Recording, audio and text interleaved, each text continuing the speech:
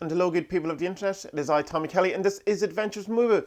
In this episode, I want to talk a bit about my first ever magic book. But first of all, an update on the old glasses eye thing. They do really seem to make a difference, particularly over a longer period of time. I've been working for a long, my eyes don't seem to get as tired as they were without them. These are the blue anti-glare, blue light blocking glasses that I talked about in the previous video, in case you don't know what I'm on about, particularly the audio people, because I'm pointing to my face and that doesn't help audio only. But I thought there was a slight magnification in it, but when I tested it, there isn't. But there's definitely something where there's like a very low-key sunglasses kind of feel to it, where it just kind of stops the sharpness of everything. And it does seem to be, whatever the issue's going on with my eyes, does seem to be totally light-based, because this morning it is a quite dull, overcast day here in Ireland, and the light is obviously completely different than it was over the last week when it was quite sunny and the sun was, quite sharp. And my eyes doesn't have the thing at all that I've been experiencing. But I do like them. They're a bit too small for me, and that's the only thing about it. And I can't seem to get a bigger pair, because it's one of those one size fits all that doesn't fit everyone kind of deals, particularly on where I've been looking on Amazon and a few of the other sites. But anyway, I'm going to try and get my eyes tested properly over the next week or so to see if that's available in the country at the minute. And then I'll go from there. But I was kind of hopeful that, in a sense, that if it's light-based, then it just means an adjustment rather than, my eyes actually falling apart, whatever. Anyway, we were talking about my first magic book. This was the idea of this video, not my eyes. And there's an interesting story to this, and it's not, I suppose, it's kind of a cheat in a sense, in that it's not an actual magic book. So I'm then going to talk about an actual magic book after it. But when I was quite young, when I was about 12 or 13, possibly younger, I came across this book, and this was given by my auntie to my parents, and it's Miracles by Stuart Wilde, and it's a very, very thin book, and it's essentially the law of attraction. Write a list of what you want, aim for the moon. So he would be opposed to Morrison's, aim to be king of the moon. He would say aim for the moon, and then, let it go into the universe and accept it and all that. That's not the magic book I want to talk about. But I was into it, and I really liked it, and I liked Stuart Wilde, and I thought it was, this could be something. Because I remember before then hearing this my mum had gone to some sort of course or something like that, and she had come back with the knowledge of the law of attraction. And I was quite young, I suppose, but I completely, completely disowned my mother when she brought, no, I was like, I wasn't having it, because that's just ridiculous. And then I suppose then a couple of years later, it didn't seem as ridiculous for whatever reason. I wasn't being, as I suppose, skeptical or, an annoying child. But there was something I felt I wanted more, because I also had read Louise Hay's You Can Heal Your Life. And I was going, that's grand, but I'm like 12, there's nothing wrong with me. I don't need to heal my life. My life has yet to be destroyed and traumatized in the many ways that I will need possibly some of Louise Hay's advice later in my life. But I wanted something. I wanted to kind of interact with this idea of there was more than just Christianity, more than Catholicism, more than, necessarily what we've been told or been fed at school. And what was it? And because there was no real bookshops in Ireland that, catered to that stuff at the time, you'd get a very kind of occasional something or other. But no, there was no, there was definitely no New Age section. There was no magic section. God forbid you would ever have anything by Aleister Crowley. I remember even in my 20s going to try and order Aleister Crowley books in Dublin, and the guy behind the counter was just horrified that I would even ask such a thing. He said, we wouldn't have that in our shop at all. And he was a young guy. He wasn't like some old kind of conservative dude. He was a guy younger than me possibly at the time, or at least fairly contemporary. But anyway, so that's the kind of atmosphere or culture that we had in Ireland, so there was no kind of chance. But there was something happened, and this is the really weird thing, and this is how I remember it. It may not be what it was, but this is how I remember it, and this is good enough for me. That I had this sense of to go downstairs and look in the tumble dryer. Why would you have this notion? I'm not quite sure, but I went downstairs and looked in the tumble dryer, and these two books were in the tumble dryer, which is these actual ones, because you can see they're battered. So The Force by Stuart Wilde, and The Quickening, which is no cover because it fell off. It got absolutely battered. And I was asking my mum, why did you put them in there? And she kind of like, obviously she had or something, or that she had that my auntie had also given them other books, but for some reason they ended up in there. Not, I don't think there was any kind, I don't think she was trying to hide them or something. I don't know the whole story.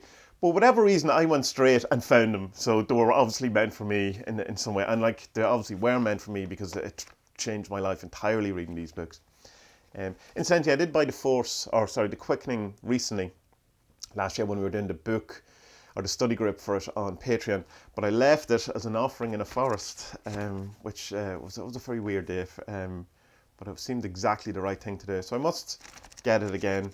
But I have noticed that in the very original one, there is pictures in it that wasn't in the latest edition. Anyway, The Force and the Quickening by Stuart Wilde, I would consider my first magic book, even though there's two magic books, we're cheating all over the place here, because it massively changed my outlook on what was, you were capable of the world, what the world was about, what, so about spirituality, about magic, although he wouldn't, ever have used the word magic, but there's definitely chaos magic kind of ideas in his kind of thoughts. And of course, Stuart Wilde, in his very early books, is quite positive and quite funny and quite liberating and quite expansive. And in his later books, he becomes very fear-based, very contracted, very, all about control, all about New World Order, all about the end of the world, all about conspiracies, big into David Icke. He was the first person, though, I heard talking about Rupert Sheldrake, and he was talking about him very early on, that whole morphic resonance. And Stuart took a thing from this called the morph, which was like a descension of some sort of spiritual plane upon the earth, like the goddess returning. But it was a bit Matrixy. He's seen the Matrix, and it seems to have, I think he thought he was in the Matrix, like almost nearly, not symbolically, but literally.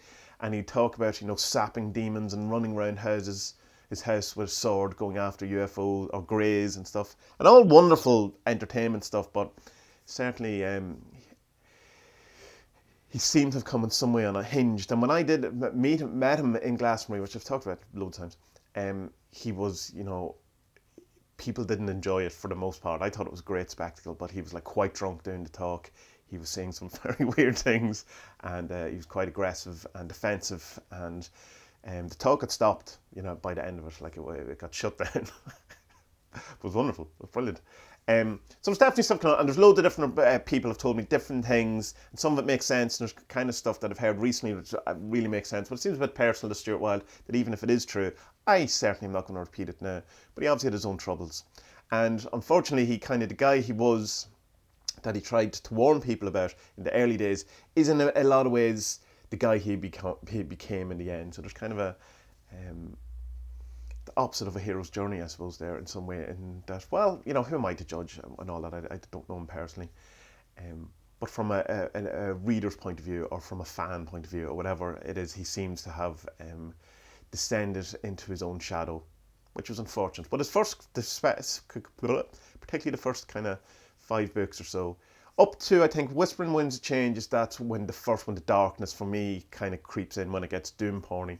But he does talk about the whole thing that we've all become aware of, that money doesn't exist, and how banks work, and how about, interest rates, and how debt is the king, and all that stuff. So it's not that, it's like a lot of the stuff is kind of, it was the first time I became aware of that. So it's not just that he was like, the world's end in UFOs, or the Archons and all of this. He was a big fan of David Icke too.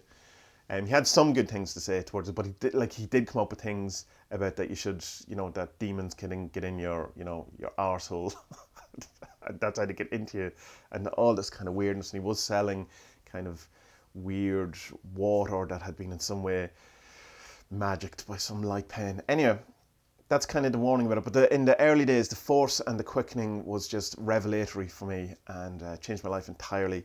From his personality, this kind of funny, charismatic, spiritual man, and who was like, different from the angry Jesus man or the angry God man who, hated me and wanted me to feel bad and feel, guilt all the time, feel I'm a worthless person. Stuart Wilde was this kind of tour de force of feel good about yourself, feel positive, be okay with yourself.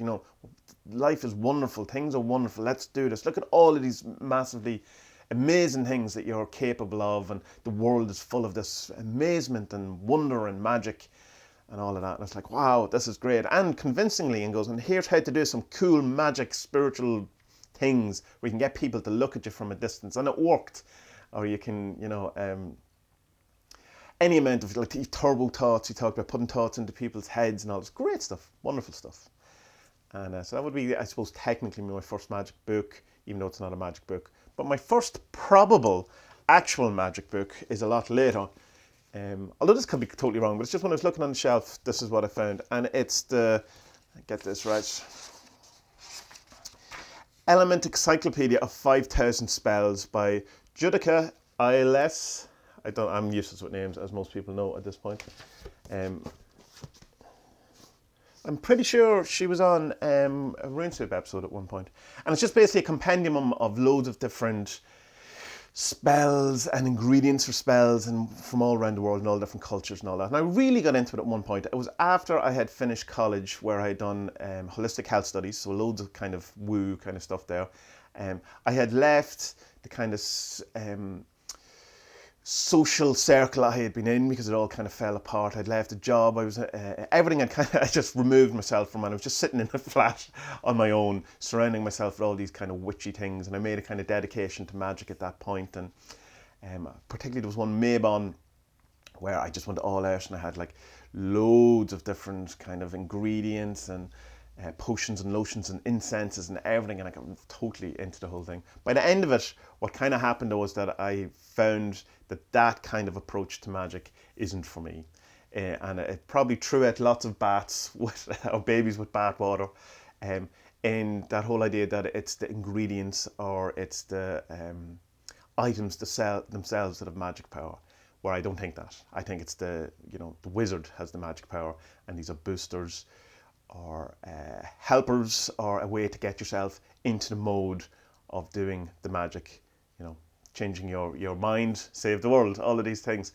But I'm glad I went through that kind of period, and I learned an awful lot about different things, like different incenses and different kind of traditions towards different type of spells, and so all of the kind of names of different hoodoo type stuff I'm familiar enough with now because of it. But ultimately, it's part, that time is a very kind of sad part of my life, and it definitely did help me bridge the gap between my old life into my new life, doing all of those workings and becoming very kind of, I suppose in a sense, magic-y on purpose, rather than trying to hide it. It was the first time I probably was very open about it. Not to necessarily other people, but in it becoming part of my life, rather than just having, a kind of books that I hid in the background in case people asked me about them or something like that. Just because, as I said before, surrounded by mostly, skeptical militant atheists too, really angry people who had mostly, I assume, come from the kind of Christian thing. In fact, did, and were so angry about the whole thing, about how they'd been lied to and how they'd been, fucked up in the head over different thoughts that have been placed into them and demanded, that they just kind of can't accept any kind of woo-woo-ness at all. And I totally get it.